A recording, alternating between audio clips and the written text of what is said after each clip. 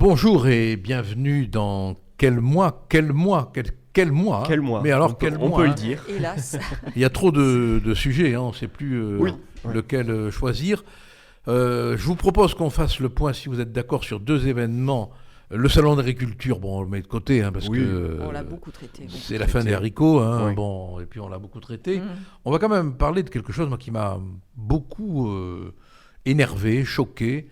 Ça a été la comparution des journalistes de CNews devant la commission d'enquête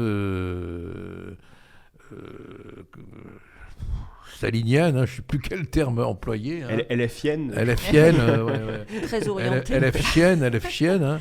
Ouais. J'aimerais bien avoir votre avis sur cette question. Et puis après, il faut inévitablement parler, bien évidemment, de l'Ukraine et des propos incendiaires dont Macron a été l'auteur. Hein.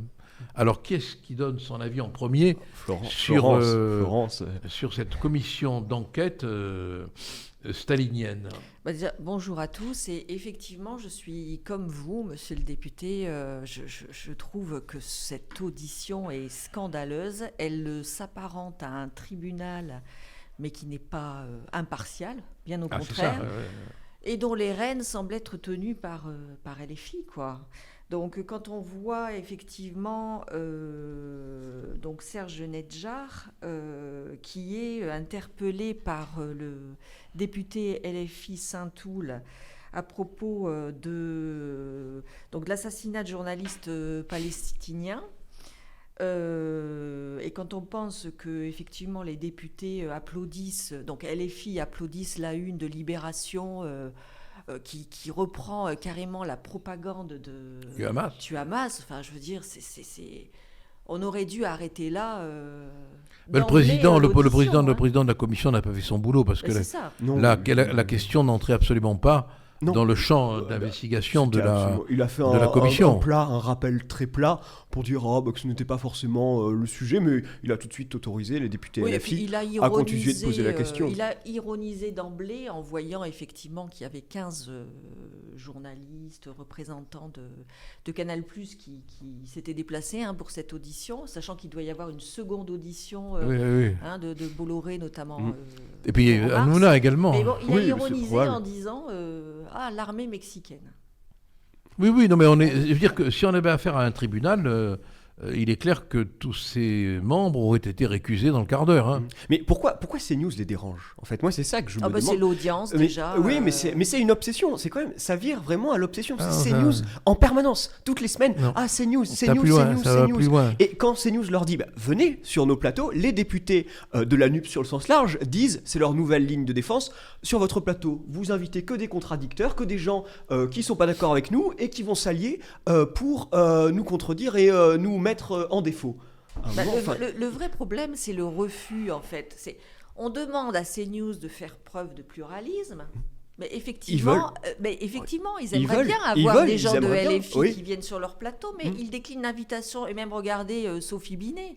Oui, voilà, la première. La patronne de la CGT qui refuse le micro que CNews lui tend. On n'a jamais vu des gens de droite refuser d'aller sur les plateaux des chaînes publiques. Mais vous n'avez pas l'impression qu'on assiste là à un aveu terrifiant, à savoir qu'il ne faudrait pas qu'un instrument de communication qui ne soit pas à la disposition de la culture de gauche existe. Si, c'est l'ensemble du problème. C'est le problème. Ils étaient en situation de monopole. Voilà, ils étaient en situation de monopole idéologique. Et là, ils sont complètement perturbés parce que quelque chose arrive et perturbe l'ensemble de leur vision du monde. Quand on sait que l'impérium de gauche est construit sur le contrôle de la culture, Gramsci et compagnie, bien sûr, on connaît par cœur. L'ensemble, quand on sait que depuis des années et des années, ça remonte à mai 68, tout leur travail, à travers Foucault, à travers Barthes, Derrida et bien d'autres, ça a été de mettre la main sur l'université, les écoles de journalisme et les médias. Parce que qui tient la culture, dans leur idée, tient le pays. Et là, ils se rendent compte, avec effarement, que cet espace de domination culturelle leur échappe. Donc ils sont en train de perdre le bastion qu'ils ont mis des années et des années et des années à édifier. C'est la raison pour laquelle ils sont vindicatifs, méchants, dangereux et qui veulent obtenir la suppression de CNews. Ils ont un allié dans cette lutte qui est le Conseil d'État. Mais moi, la question que je me pose, c'est est-ce que cette décision du Conseil d'État qui demande à ce que les journalistes soient un peu fichés idéologiquement, qui est comme une déclaration... Non, mais le président de l'ARCOM a dit qu'elle ne serait pas appliquée. C'est impossible. C'est impossible. Mais est-ce qu'elle ne risque pas de se retourner contre des médias plus orientés à gauche cette fameuse décision? Tout est possible. Ils sont en train de fabriquer des armes totalitaires. Bon, il faut espérer qu'il n'y aura pas un régime totalitaire. Non. Parce que c'est eux-mêmes qui les fabriquent. Mais tout ça, ça nous renvoie à cette idée, je m'excuse de me répéter, là, parce que j'aimerais bien que vous reveniez là-dessus, c'est le cœur du débat, c'est la peur de la gauche de perdre sa domination culturelle. Elle tient comme ça depuis des années. Non seulement elle tient comme ça depuis des années, mais elle exerce une terreur depuis des années. Une censure par la terreur. On a peur de dire un mot Et vous avez vu comme c'est bien rodé. Dès que vous prononcez un mot qui ne convient pas, il y a des relais dans l'IB, dans d'autres journaux. On amplifie, on développe, on accuse, on lâche les procureurs. C'est très bien rodé. Mais tout procède du mécanisme de la domination culturelle. Oui, mais il n'y a pas que la domination culturelle, parce qu'on voit bien avec le Conseil d'État. Enfin, le premier à manquer aussi de pluralisme, c'est le Conseil d'État. Il ferait bien de balayer devant sa porte, parce que ses membres, ils sont très clairement, majoritairement à gauche. Et comment est-ce qu'on peut autoriser justement le Conseil d'État à opérer une décision, alors que, encore une fois, il y a un manque de partialité. Donc, il n'y a même pas que la domination culturelle des gens de gauche, du journalisme, etc. C'est aussi, plus globalement, certaines institutions gangrénées. Oui, mais pour le problème des institutions, je pense que les gens, il faudrait qu'ils comprennent que quand ils votent pour le président de la République, ça, c'est quelque chose qu'on n'entend pas du tout dans les campagnes présidentielles. Quand ils votent pour le président de la République, ils votent également pour une personne qui peut nommer le président de l'ARCOM, qui peut nommer des membres du Conseil constitutionnel, le président du Conseil d'État, le président du Conseil constitutionnel, par tour extérieur, je crois d'ailleurs qu'on peut nommer plusieurs conseillers d'État. Voilà. Et le problème, c'est qu'on n'en parle pas assez. On ne fait pas de ça un argument de campagne à droite, et tout le monde l'oublie, qu'en réalité, on n'élit pas seulement le président, on élit toutes ces personnes-là qui en réalité tiennent le pays. Il faudrait y penser, et que les gens, à chaque fois qu'ils votent, voilà, c'est bien beau de dire oui, le Conseil d'État c'est le problème, le Conseil constitutionnel c'est le problème. Mais en réalité, on a le pouvoir, nous, de changer les gens qui composent ces institutions-là. On a ce pouvoir-là. Par contre, je pense que toutes ces affaires autour de CNews, depuis la saisie par Reporters sans frontières, du Conseil d'État, après l'audition, etc. Je me permets d'intervenir. Vous avez raison de dire ça, mais vous pensez bien que tout ça a été organisé dans une réunion. Oui. Vous êtes complotiste. Mais je ne suis pas complotiste, je suis lucide, c'est très différent. Alors, l'organisation... Vous croyez que le président de Reporters sans frontières, il s'est levé un matin comme ça, et en prenant son café, il s'est dit, tiens, je vais saisir le Conseil d'État. Mais non, vous rigolez. C'est vrai qu'il est pro-macronien. Attendez, et qu'il vous rigolez, tout ça. C'est le timing. Non, je vous donnerai raison peut-être sur le timing organisé, parce qu'en 2025, je crois que les fréquences de la TNT devraient être de nouveau... Bien sûr, mais... Donc, quand on prend en compte le temps de la justice, les élections, mais quand on prend en compte le temps qu'une décision arrive du Conseil d'État, qu'une commission d'enquête s'organise, eh bien, on arriverait peut-être en 2025 dans une position difficile pour CNews. Entre nous, pour organiser une opération comme celle-là, il faut être combien ? Je sais pas. Il faut être 4. Reporters sans frontières, un mec du Conseil d'État, un ou deux journalistes qui se fait le relais ou qui se font le relais, et puis après ça marche tout seul. Oui, en soi, la base n'a pas besoin de beaucoup de personnes, oui, c'est vrai. Alors quand on apprend, comme l'a indiqué un ancien du Conseil d'État, que depuis la réforme de Sciences Po, avec l'ancien président là, qui est mort aux États-Unis, De Gouin, c'est ça. Il y a un livre très intéressant sur lui, du reste, qu'il faut lire pour comprendre un peu le mécanisme. Bon, le wokisme est entré complètement au Conseil d'État. Donc tout cela peut très bien peut très bien fonctionner, quoi. Bon, et puis dans la foulée quand même, vous avez aussi la commission d'enquête organisée par LFI. Donc on a vraiment l'impression que tout est... C'est très séquencé. Ça se roule très bien. Par contre, ce que j'allais vous dire, c'est que justement tous ces enchaînements d'affaires autour de CNews, finalement, ça fait plus, à mon avis, de la pub pour la chaîne que finalement ça ne lui nuit. C'est vrai. Et je me demande si quelque part ça ne fait pas monter son audimat et ça finalement ça a l'effet inverse. Les gens sont pas dupes. Oui, et puis les infos circulent aussi sur les réseaux sociaux. Et puis les images qu'on a vues lors de la commission d'enquête sont vraiment très défavorables à la France insoumise. Donc je pense parce que ça ils ont dessert... vraiment des gueules de commissaires politiques. Non, mais on se dit que s'il y avait la peine de mort, ils y partent tous. Oui, ils y réfléchiraient. Non, mais je veux dire mais quand on entend la manière dont les questions sont posées, c'est d'un parti pris inouï, quoi. Et quand vous voyez Caron, qui brandit Libération pour en appeler quasiment à l'objectivité politique, non, mais ils sont. Ils en deviennent même bêtes, quoi. Je veux dire. Alors c'est vrai que quelque part, ça rend service à CNews. C'est vrai. Oui, mais c'est cet acharnement. Il faut penser un peu, je pense, aux journalistes de CNews qui sont en permanence mis en cause. C'est fatigant. Je pense que ça doit les épuiser. Parce que certes, on voit les grands présentateurs, mais derrière, il y a quand même beaucoup de gens qui travaillent, qui vivent, et qui sont dans cette incertitude permanente. C'est fatigant, et puis ça va créer une espèce d'autocensure quand même. Oui. Ils vont être obligés maintenant de faire attention aux mots, à la sonorité, et c'est ce que ce pouvoir totalitaire de gauche veut. Il veut intimider. Enfin, en tout cas pour la droite. Mais en réalité, ils font déjà attention. Mais c'est-à-dire que vu qu'ils sont une chaîne d'infos en continu, en permanence, et qu'aujourd'hui tout va très vite, la moindre chose qui va un peu de travers est relayée et a tout de suite mais d'ailleurs, ils se sont justifiés. Dans l'audition, ils ont expliqué qu'ils avaient, alors je ne sais plus combien de milliers d'heures d'antenne en direct, et qu'effectivement, ça pouvait leur arriver de commettre des maladresses. Un certain nombre de sanctions qui ont été... Non, enfin, c'est dégueulasse. Moi, je trouve que ce spectacle est vomitif, et il est très angoissant pour l'avenir, parce qu'on a dans les institutions... qui se dégradent de plus en plus, des gens qui sont absolument pas démocrates. Non, c'est ça. C'est le bon résumé. L'Ukraine. Alors, grosse inquiétude. L'Ukraine. Alors, vous êtes prêts pour partir en guerre, vous ? Si mon pays m'appelle, je répondrai à l'appel. Malheureusement... Là, c'est pas votre pays qui vous appellerait, c'est l'Ukraine. Oui, mais bon, si vous me surprenez quand même. Non, mais ça, je vais pas déserter. Enfin, non, ça se fait pas. D'abord, c'est l'armée de métier qui ira, c'est pas vous. Oui, mais bon. Enfin, on commence en général par l'armée de métier. Après, il peut y avoir la conscription. Du reste, rappelons-nous que ce n'est pas que les fils de France qui iraient. Ce sont les fils et les filles de France. Mais vous pouvez pas partir d'emblée sur cette optique. C'est en ce moment. Non, mais je veux pas partir dans l'optique inverse. Je vais pas dire non, je vais déserter, je vais baisser le fusil. Non. Et quelque part.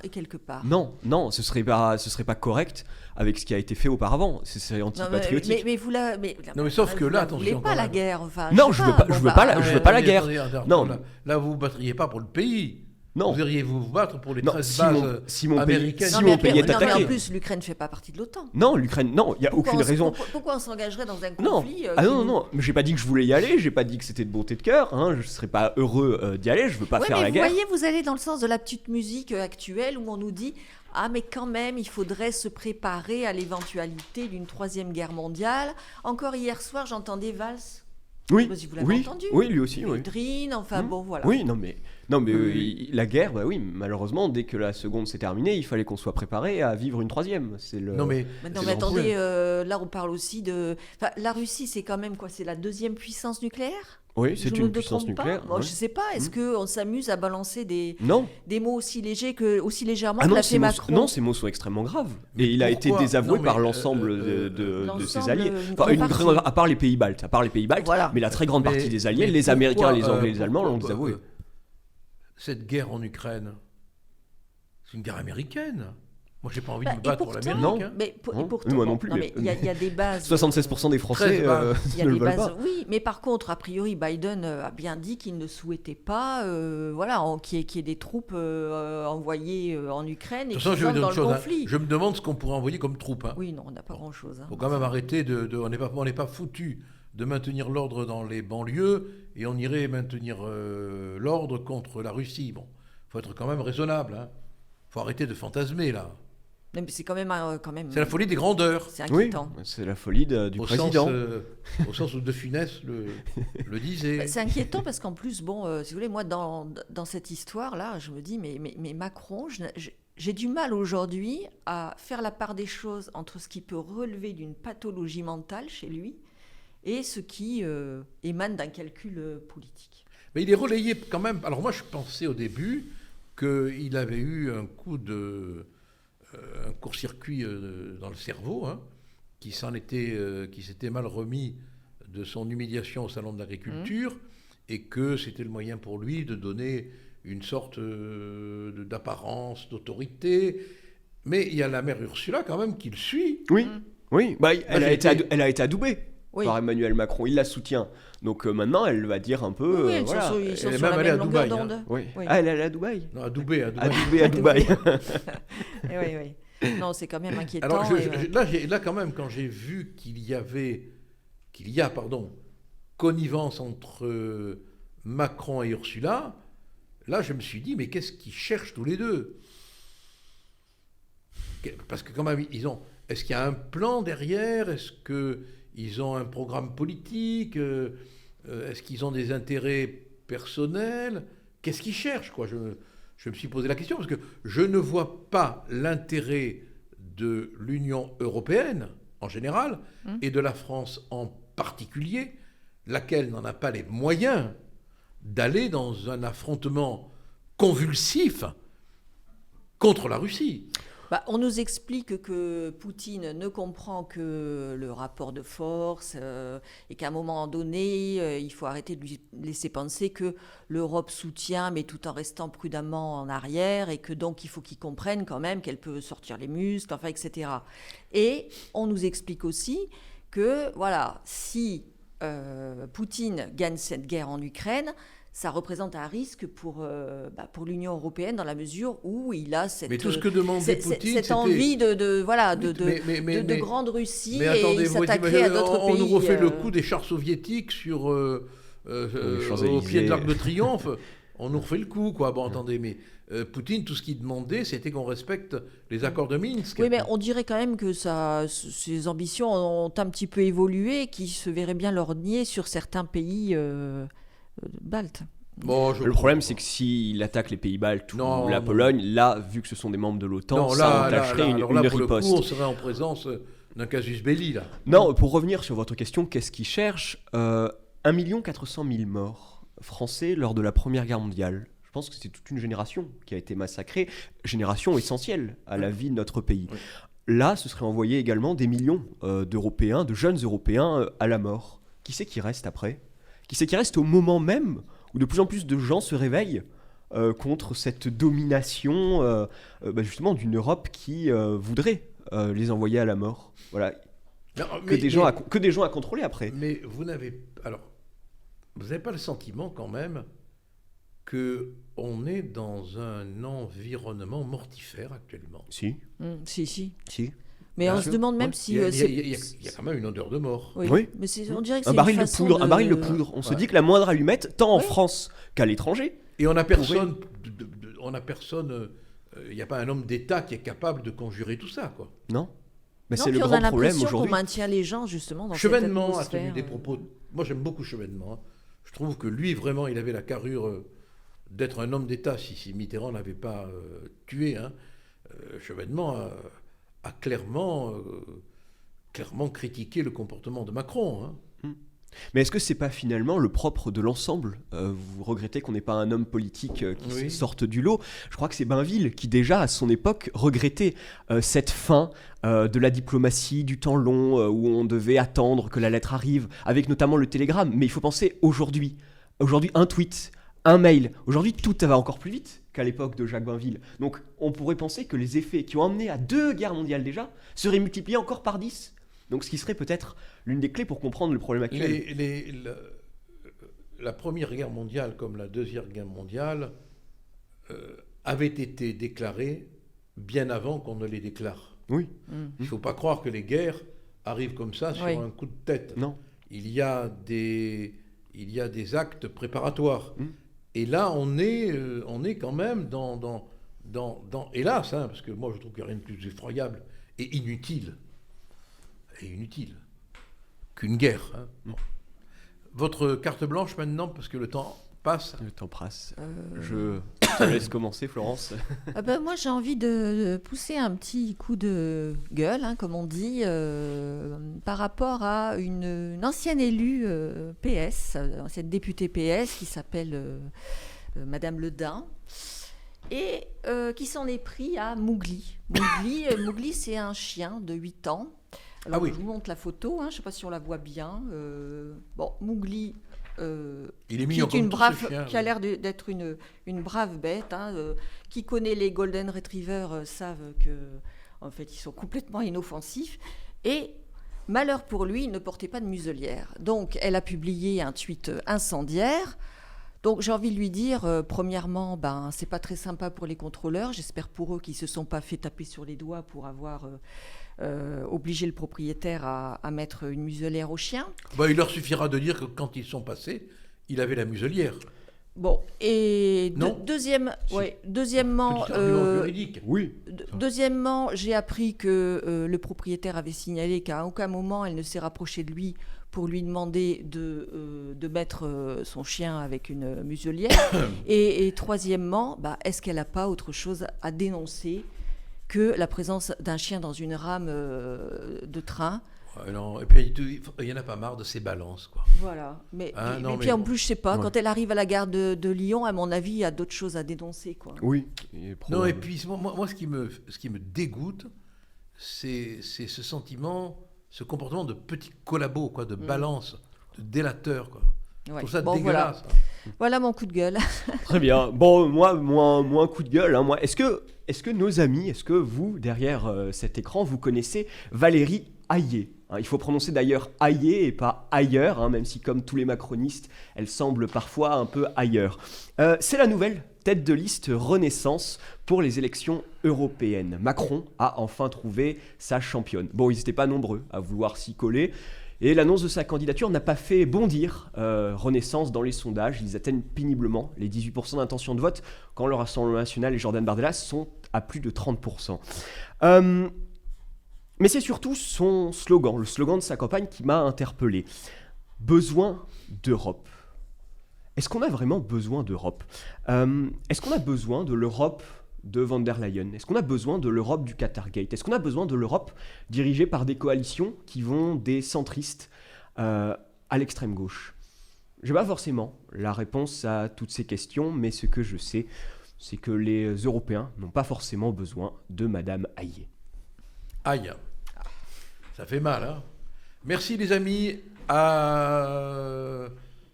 mois prochain, avec de nouvelles actualités. Ouais. Voilà, il nous reste, avant les européennes, il nous reste combien ? 4 mois, 5 mois ? Oui, le 9 juin, donc on aura encore avril, mai. Moi, je continuerai, même si je ne suis plus député européen, je continuerai dans le cadre de mon mouvement contre-pouvoir. Bon. Vous savez que c'est mon idée fixe, ça, la création de contre-pouvoir. Vous avez bien raison. Et puis, pendant qu'on y est aussi, qu'on parle des contre-pouvoirs, tu as amené ta fille à l'hôpital et tu as attendu combien ? J'ai attendu 6 heures. 6 heures. Voilà, ouais. Ça, je le supporte plus, moi, je le supporte plus. Bon, allez les amis, et n'oubliez pas de vous abonner, parce que plus on a d'abonnés, plus on est fort pour vous aider.